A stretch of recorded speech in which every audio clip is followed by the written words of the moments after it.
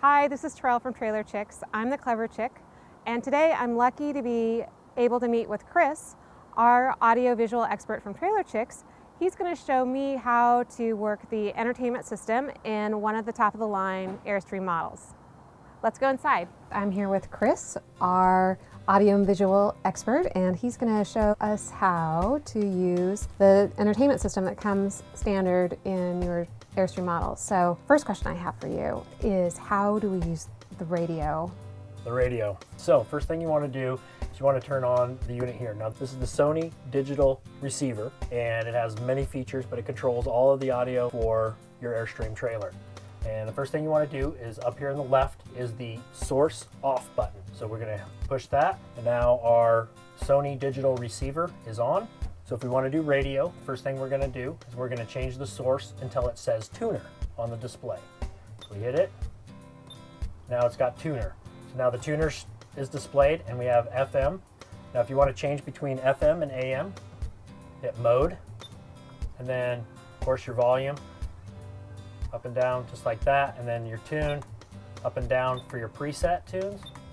Great. And then over if you want to do like seek.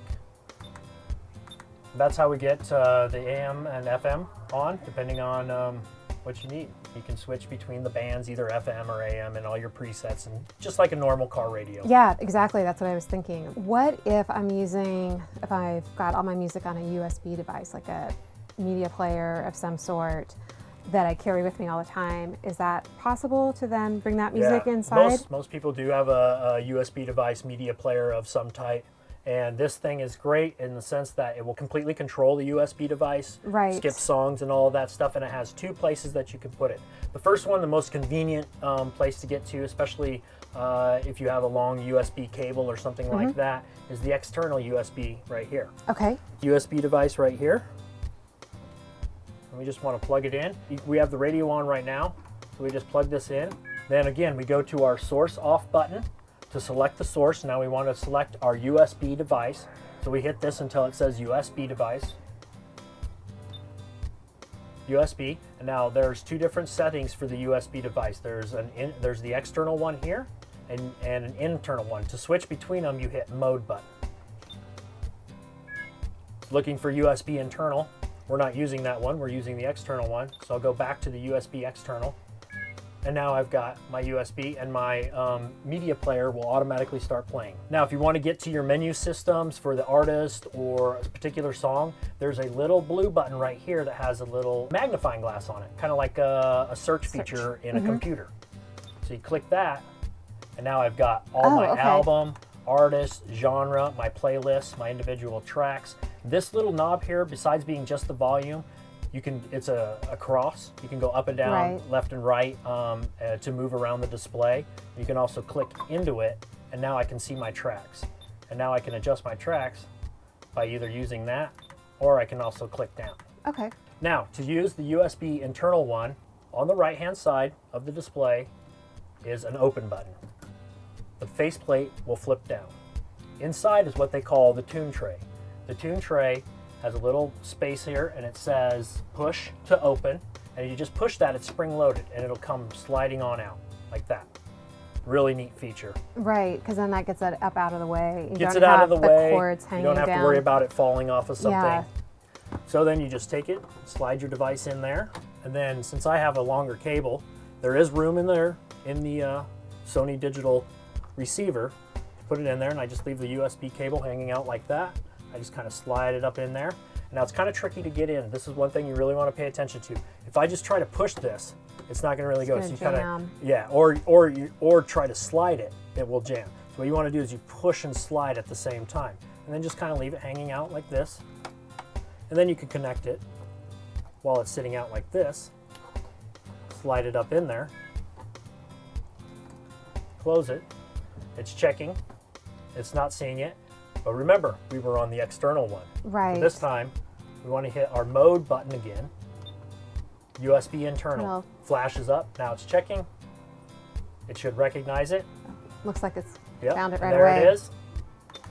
So internal and external, the real difference is internal allows you to have your device concealed. External, you have it out, but you also have a little bit easier access if you're you don't want it tucked away forever. Right, and then you can still access the media player while it's connected if there's something specific you want to do that this doesn't allow you to control. Right, multitask. Another thing is, if you have a device in here inside for a very long period of time, this whole unit can get hot. Your media player okay. and the Sony digital receiver can also start to get warm. If that happens, just go ahead and take it out. Again, push the tray open, let it slide on out. And go back to the external. Go back to the external, and then you can set your device up here, up on the Blu-ray player, or up on a shelf out of the way. Keep everything nice and cool. Yeah, yeah. So that's how we use the USB devices. You know, this thing is pretty much always on. Right. But some people may want to turn it all the way off, and the best way to do that is you just hold this off button for a considerably amount of time, then your screen will go all the way dark. Now it's not drawing. When the lights are off, then you know that you're not drawing any power. Correct. That's great. So I also had some questions for you about how to get the television up and running. Yeah, so when you pull into a new place, you want to watch some TV. So let's Right. move on over to the television and we'll check that out. Great, all right. So Chris, can you tell me how to get the televisions working and synced up? Yeah, so when you pull into a campsite or a new area or whatever, you're going to have to do what they call programming your television. And what that does is go and finds all the channels that are available in your area. Okay. Now, if you're with a RV park or something like that where they have cable, you still have to do that, but you need to make sure you switch the TV over to cable. Got So it. the first thing you're going to do is you're going to grab your TV remote right here, hit the power button and turn your TV on. Then you want to go to your menu button, and the Okay. menu button is right in the center of the remote. You want to go to the menu button, and then you want to scroll down to where it says antenna. And then this is right now we're off of air. So we're getting broadcast channels over the airwaves.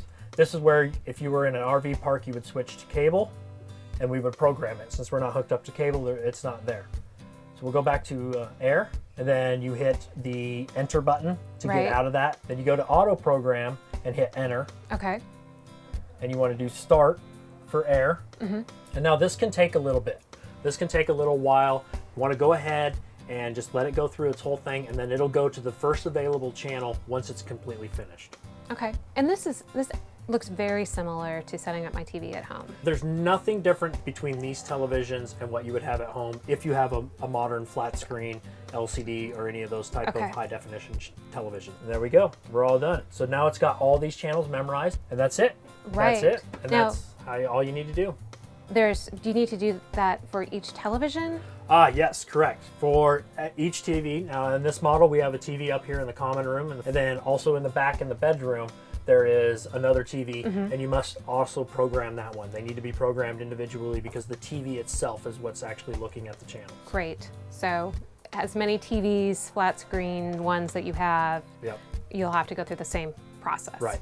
And then also, if you move out of the area, go to another park or another campsite and set up camp, you'll have to reprogram it as well. Right, because you might be getting different stations. Right. One thing I do want to bring up is that Airstream provides you a quick operating tips. This will come with your packet when you buy your new Airstream, and it will also have all these steps listed on there and some of the steps that we're going to go over in the advanced videos. And we're going to, right after this video, we'll have the advanced audio and then the advanced video. And those will go through some more of the advanced features of the audio video system in the Airstream trailer. One of the things that we didn't talk about is the presentation. Oh, yes, yes. And I saw you did a video on how to use the mounting arm to change the viewing angle of the TV. And it was a really great video. So why don't we let our viewers take a look at that video now? Absolutely. To adjust the angle on the television in the Airstream, what you want to do is a combination of pulling down on the release latch beneath the TV and reaching up and pulling on the bar that's used to support the TV behind it. You want to be very careful that you're using a supported area of the television and not just pulling on the corners of the television itself. So once the latch has been released, you can then adjust the angle of the television to however you're configured in the room.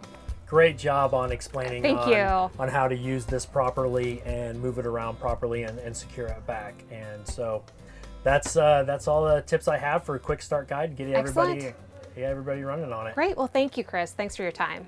Thank you. So that does it. We went through the quick start on how to get your radio up and running, how to hook up your own USB media device, And finally, how to get the television channels programmed. As you know, your Airstream dealer is a great resource if you want some additional tips on how to run it, or there's also always in either your user's manual, owner's manual, or this quick guide for other tips as far as how to get these things started. Remember, proper maintenance and care will keep you and your Airstream happy for years to come. Find more tips on Airstream.com or visit your local Airstream dealer.